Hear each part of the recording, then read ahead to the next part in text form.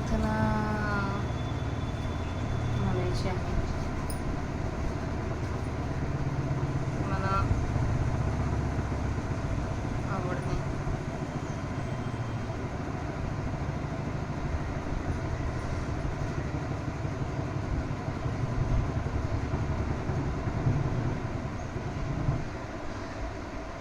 ही पांडुरंगाला केलेली प्रार्थना आहे.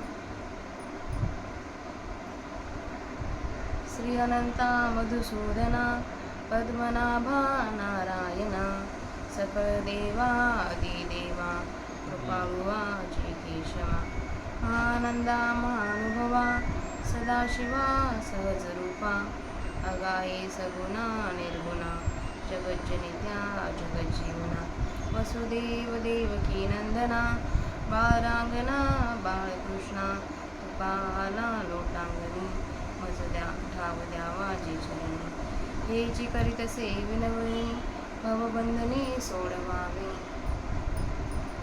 झाला एवढंच अभंग मला सापडला.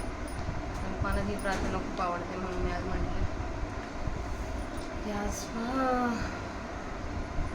आतापर्यंत आपण माऊलींच्या 11व्या अध्यायातील 25 श्लोकांचं वाचन केलं होतं. आता तिथून पुढच्या 30 ओव्या किंवा त्याच्यापेक्षा जास्त ओव्या मी आज वाचेल. अमीचत्वां धृतराष्ट्रस्य पुत्रः सर्वे सहेवावन निपालसंगे भीष्मद्रोणाः सुतपुत्रस्तथातसो सहास्मदीयेऽपि एवमुखे नोहेती हे कौरवकुळीचे वीर आंधळया धृतराष्ट्राचे गुमरा हे गेले गेले सपरिवार तुझ्या वदनी आणि जे जे याचे सावाये आली देशोदेशीचे राहे त्याचे सांगावया जाऊ न लाहे ऐसी सरकटी तू आहसी मधमुखाची या संघटा गीता हसी घटघटा आरणी इन हनथाटा नेतोसी मिठी जत्रावरीची लमार पदातीचे मोगर मुखात भार हार पताकेमा मृदांताची या जावळी जे एकची विश्वते गळी ती कोटीवरील सगळी मिळीदासी शस्त्रे चतुरंगा परिवरा सजोडिया रहंवरा दातन लावसी नम्मा परमेश्वरा कैसा दुष्टलासी बरवा हागा भीष्मा ऐसा कवनु सत्यशौर्य निपुण तोही आणि ब्राह्मण द्रोणू रासिलासी कठोरता हा शस्त्रकरा चापुमरू येथ गेला गेला कर्णविरू आणि आमची या अगवयांचा केला देखा कटकटा झातया कसे झाले अनुग्रह या मिया प्रार्थने जग बापुलिया आणली मरण मागा थोडी अभुवा भुपती येणे सांगतली अभिभूती तैसे नसेची मापुरती वैसरो पुसे म्हणून भोग्य ते त्रिशुद्धी न चुके आणि बुद्धी होणारा सारिकी ठाके माझ्या कपाळी पिटावे लोके ते लोटेल घाणे पूर्वी अमृतही हाता आले परी देव नसतीची उगले मग काळकूट उठविले शेवटी जैसे परी ते एक बघी थोडे केलिया प्रतिकारा माझी वडे आणि ते अवसरीचे ते साखळे विस्तरवले शंभू आता हा चढता वारा का वेटोळे पुन्हाही विषा भरल्या गगनगळे महाकाळीचे खेळे आंगवत असे ऐसा अर्जुन दुःखे शिनतू सूचित असे जीवांतो करीन देखे तो व प्रस्तुतो अभिप्राव देवाचा जे मी मारित आहे कौरव मरदे ऐसेनी वेटाळेला होतो हे बहुते तो फेडावया लागे अनंते दाखविले निज अरे कोणी पोहनाते ना मारे येत मीचे हो सर्व संवारी हे विश्वरूप व्याजे हरी प्रकटित असे परिवायांची व्याकुळता तेन चोजरीची ई पंडसुता मग आहा कंपू नव्हता वाढवित असे वक्त्राणी ते त्वरमाना विशंती दृष्टकरालानी भयानकाने केचिद्विलग्नादशांतराशु सदृशंते चुनिरतैरुत्तमांडगेहा तेत म्हणे पहा हो एक वेळे सासी कवचेसी दोन्ही दळे वदनी गेली आभाळे गगनिका जैसी का महाकल्पांचा शेवटी जय कृतांत कोपला होय सृष्टी ते 21 स्वर्गा मिठी पाताळ सकटले नातरी उदासीन देवे संचयाची वैभवे जेथेची तेथ स्वभावे विलया जाते तैसे साचले सैन्य एकवाटे ये मुखी झाली प्रविष्टे परी एकही तोडून न सुटे कैसे कर्म देखा अशोकाचे अंगवसे चघळले करेने जैसे वक्रा माझी तैसे वाया गेले परीसे साळे मुकुटेसे पडिली दाडांच्या सांडसे पीठ होती कैसे दिसत आहाती ती रत्नदांताची सवळी फूट लागले जिभेच्या बुडी काही आगरडी कष्टांची माखली मोका जे विश्वरूप काळे ग्रासली लोकांची शरीर पळे परी जीव देहींचे सिसाळे आवश्यकी राखले तैसा शरीरा माझी चोखडी होती उत्तमांगे ये पुढे म्हणून महाकाळांची ही तोडली परी उरली शेती मग म्हणे हे काही जन्मलया अनमोहाराची नाही जग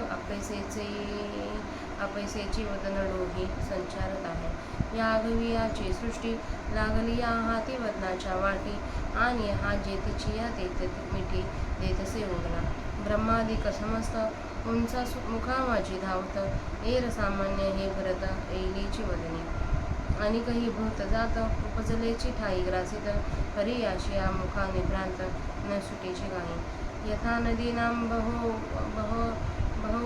बहुमुंबवेगाः समुद्रमेवाभिमुखा द्रवन्ति तथा तवामि नरलोकओरा विशन्ति वक्त्राणयभिज्वलन्ति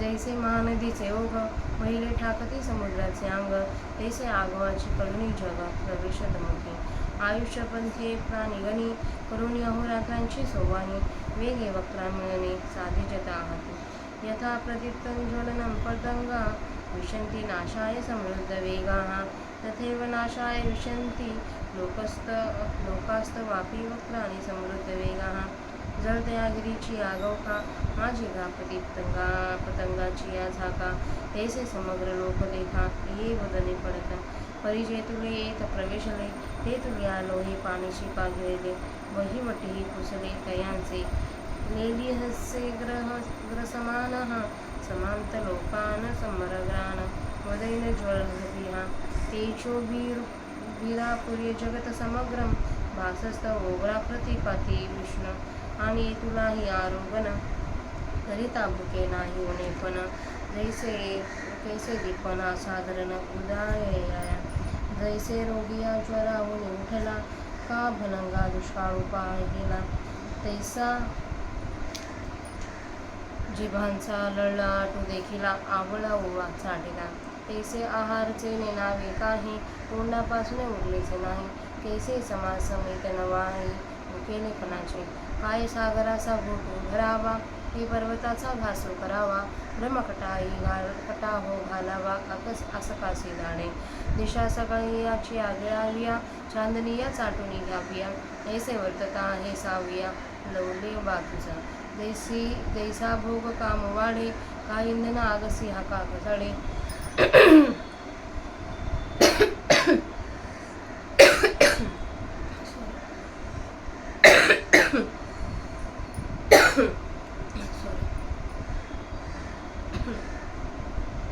तैसे खातांची तोडे खातात ठेवले तैसे एकशी केवळे पसरले त्रिभुवन जीवाग्री आहे टेकले जैसे का कवीट घातली वळवानळे ऐसी अपारी वदने आता येथुली ते कैसी त्रिभुवने का आहारू न मिळता येणे माने वाढविली असह्या अगा हा लोका बापुडा जाहला वदन ज्वाळावर पडा जैसे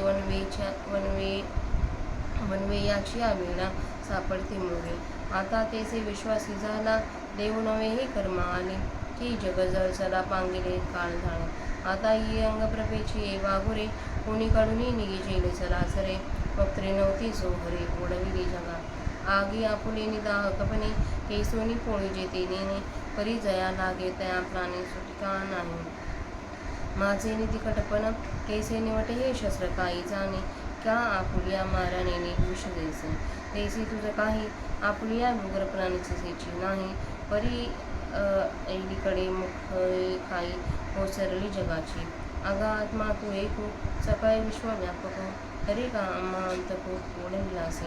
तरी मी या सांडली जीविताची साड, आणि तू आई न धरावी भीड. मनी आहे ते उघड बोला पासुके, किती वाढवीसी या उग्र रूपा. अंगीचे भगवंत पण आठवी बाबा, नाही तरी कृपा मज पुरती पाही. आपल्या माऊलींच्या 443 ग्रंथ वाचन झालं आहे. आता आपण त्यांचा मराठी ग्रंथ बघूया.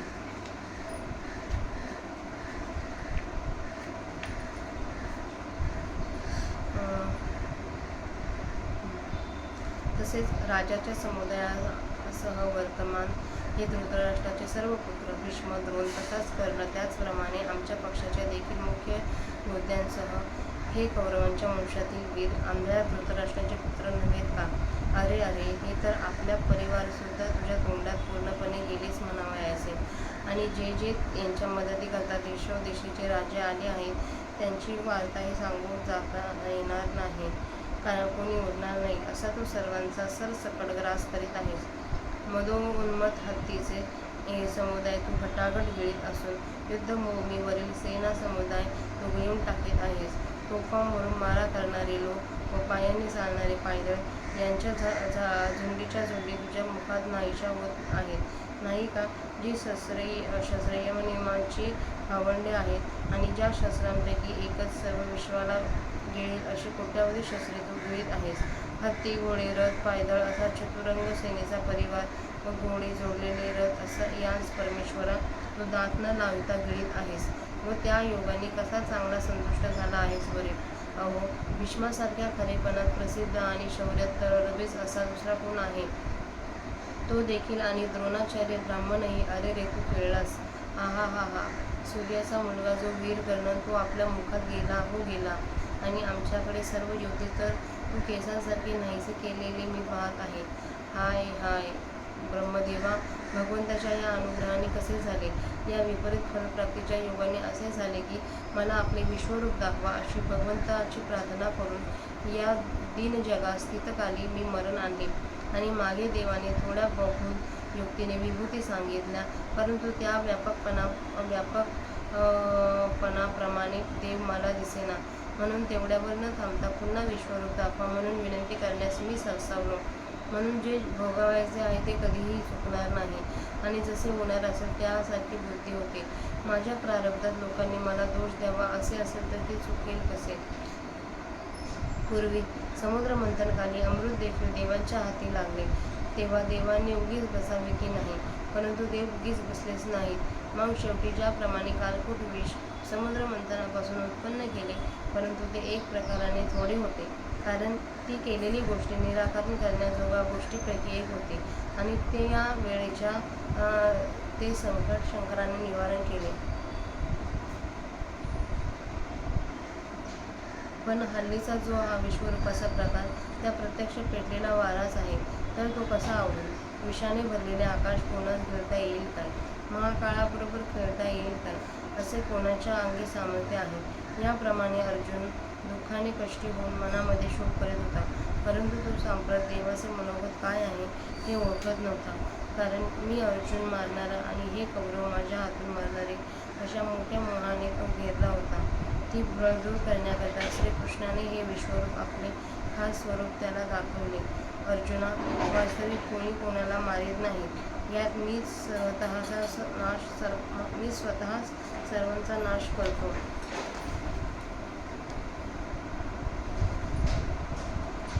हे तत्व विश्वरूपाच्या निमित्ताने श्रीकृष्णाने उघड करून दाखवित आहे, परंतु ते अर्जुनास न कळल्यामुळे तो व्यर्थ शोकाकुल होऊन नसलेली भीती उगाच वाढवित आहे.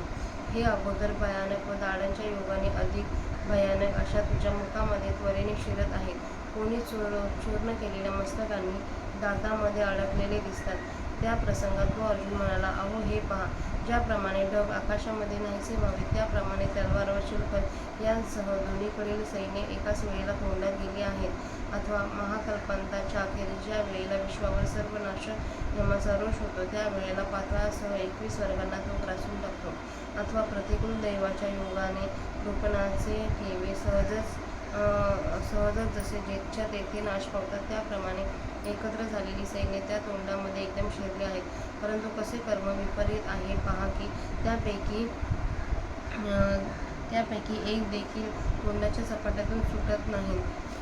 ज्याप्रमाणे उंटाने अशोक झाडाचे ढगळे चघळावेत, त्याप्रमाणे हे लोक तोंडामध्ये वाया गेले आहेत.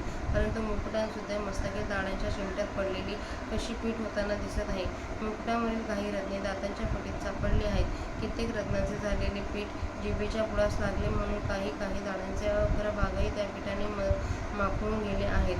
अथवा ज्याप्रमाणे विश्वरूपी काळाने लोकांची शरीरे व बळे जरी ग्रासली तरी जीवांचे देहाचे उत्तम भाग जी लोकांची मस्तके निश्चय करून शरीराचे उत्तम भाग होती, म्हणून ती महाकाळाच्या विश्वरूपी काळाच्या तोंडात जरी गेली तरी पण शेवटी विश्वरूपी महाकाळाच्याही तोंडात नाश पावली नाही.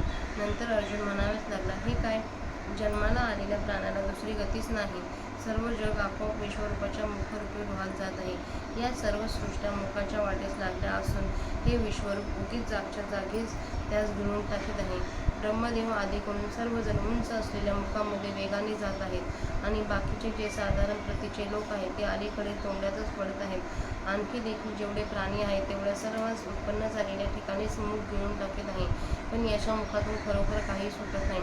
ज्याप्रमाणे नद्यांचे अनेक जलप्रवाह समुद्राकडेच तोंड करून घेतात, त्याप्रमाणे सर्व बाजूने जळत असलेल्या तुझ्या तोंडात ही नरवे प्रवेश करीत आहेत. ज्याप्रमाणे मोठ्या नद्यांचे प्रवाह मोठ्या वेगाने समुद्रास येऊन मिळतात, त्याप्रमाणे सर्व बाजूने हे जग त्यांच्या मुखात शिरत आहे. आयुष्याच्या मार्गाने रात्रंदिवसांच्या पायऱ्या करून सर्व प्रकारच्या प्राण्यांचे समुदाय त्वरेने मुखात प्रवेश करण्याचे साधित आहेत. अत्यंत वेगाने युक्त असे पतंग ज्याप्रमाणे प्रदीप्त अग्नीमध्ये स्वतःच्या नाशाकरिताच प्रवेश करतात, त्याप्रमाणेच हे प्राणी अत्यंत वेगाने युक्त होऊन स्वतःच्या नाशाकरिता तुझ्या मुखामध्ये प्रवेश करीत आहेत. पेट घेतलेल्या डोंगराच्या दरीमध्ये ज्याप्रमाणे पतंगाचे समुदाय उड्या घालतात, त्याप्रमाणे पहा हे सर्व लोक या तोंडामध्ये येऊन पडत आहे. परंतु तापलेले लोखंड जसे पाण्याला शोषून टाकते, त्याप्रमाणे जेवढे म्हणून प्राणी या मुखात जात आहेत तेवढ्यांच्या वहिवाटीला सुद्धा नामरूप राहत नाही. हे विष्णू, जळत असणाऱ्या मुखांनी सर्व लोकांनी सर्व बाजूने गिळत असणारा तू अतृप्तीमुळे जिव्हा चाटीत आहेत. तुझी प्रखर तेज आपल्या तेजाने सर्व जगाला व्यापून त्याला ताप देत आहे. आणि आता इतकेही खात असता भूक काहीच कमी होत नाही. याच्या जठराग्नीला कितीतरी विशेष प्रगल्भता आली आहे. जसा एखादा रोगी तापातून बरा व्हावा म्हणजे त्याला खा सुटते, अथवा जसा एखाद्या भिकारी मनुष्याला दुष्काळ संपून सुकाळ झाला म्हणजे खा सुटते, त्याप्रमाणे ओष्ठप्रांत चाटताना जिभेच्या हलण्याची गडबड दिसते. तसेच खाण्याचा जेवढा म्हणून पदार्थ आहे त्यापैकी तुझ्या तोंडापासून कशाचाच बचाव झाला नाही. खरमरीत भूक लागलेल्या स्थितीची ही कशी अपूर्वता आहे. सर्व समुद्रच पिळून टाकावा की काय, पर्वतच गट्ट करावा की काय, अथवा हे संपूर्ण विश्व दाढेखाली घालावे की काय, सगळ्या दिशाच गिळून टाकाव्या अशा, अथवा चांदण्या चाटून पुसून घ्याव्यात अशी ही देवा तुला साहजिक हाव दिसत आहे.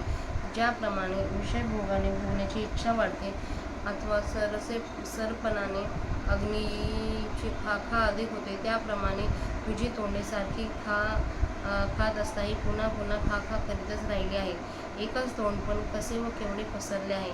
ज्याप्रमाणे वडवानरामध्ये कवड घालावे त्याप्रमाणे ही तिन्ही लोक तुझ्या जिभेच्या टोकालाच लागलेले दिसतात. एका तोंडाची अशी वाढ झाली अशी आपल्या विश्वरूपात असंख्य तोंडे आहेत. आता इतक्या मुखांना इतकी त्रिभुवने कुठली? तेव्हा ज्याच्या तेजाचा ताप सहन करणे अशक्य आहे अशा तू त्यांना खायला मिळत नसता ती इतकी कशाला वाढवलीस? अहो बिचारे, हे जगत तुझ्या तोंडातून निघणाऱ्या ज्वाळांच्या बडक्यात सापडले आहे. ज्याप्रमाणे वणव्याच्या वेढ्यात जनावरे सापडावीत, आता त्याप्रमाणे जगाला झाले आहे. हा तारणारा देव नाही, हे सर्वांचे अनिष्ट कर्मच विश्वरूपाने ओढवले आहे. अथवा जगदरूपी जलचरांना विश्वरूपी काळरूपी जाळेच पसरले आहे. आता या विश्वरूपाच्या शरीराचे तेज हेच कोणी एक पारध्याचे जाळे आहे. त्यातून स्थावर जंगमाला कोणत्याही बाजूने निसटून जाता येईल. ही तोंडे नाहीत तर ती पेटलेली लाखची घरे जगाला प्राप्त झाली आहेत. आपल्या आगीने आपण दुसऱ्याला कसे पोळतो हे आपले जर कळत नाही, तथापि ज्याला अग्नीची आग लागते त्याचे प्राण वाचत नाही, किंवा आपल्या तीक्ष्णपणाने दुसऱ्याचा कसा घात होतो हे हत्यार काय जाणते, किंवा ज्याप्रमाणे विषास आपण किती प्राणघातक आहोत याची खबरही नसते, त्याप्रमाणे तुला आपल्या स्वतःच्या उग्रपणाची बिलकुल आठवणच नाही. पण इकडे अलीकडच्याच तोंडात सर्व जगाचा नाश होऊन राहिला आहे. देवा, तू सर्व जगाला व्यापून असणारा जर एकच आत्मा आहेस, तर मग आम्हाला प्राण घेणाऱ्या यमामध्ये का पुढे आला आहेस? मी तर आपल्या जगण्याची आशाच सोडली आहे आणि तूही काही भेडभाड धरू नकोस. तुझ्या मनात जे काय असेल ते कुशाल स्पष्ट सांग पाहू. या उग्र रूपाला तू किती वाढवीत आहेस?